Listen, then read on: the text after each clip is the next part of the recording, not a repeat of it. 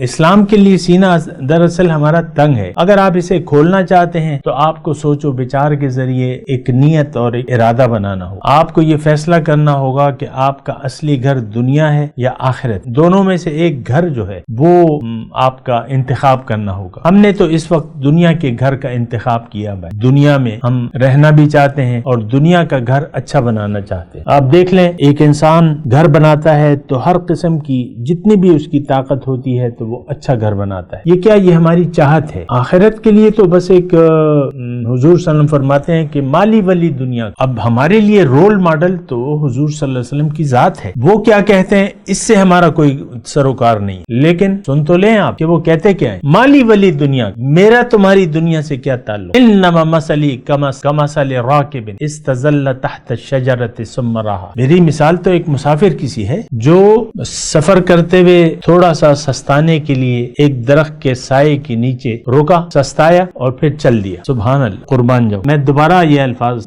دہراتا ہوں. مالی ولی دنیاکم انما مثلی کمثل راکب استظل تحت الشجرۃ ثم رہا. سبحان اللہ. پھر اللہ کے رسول ہمیں نصیحت فرماتے ہیں، کن فی الدنیا کأنک غریب او کعابری سبیل. تم دنیا میں ایسے رہو گویا کہ ایک اجنبی ہو. کأنک غریب، عربی میں غریب کے معنی مختلف ہے. غریب اجنبی.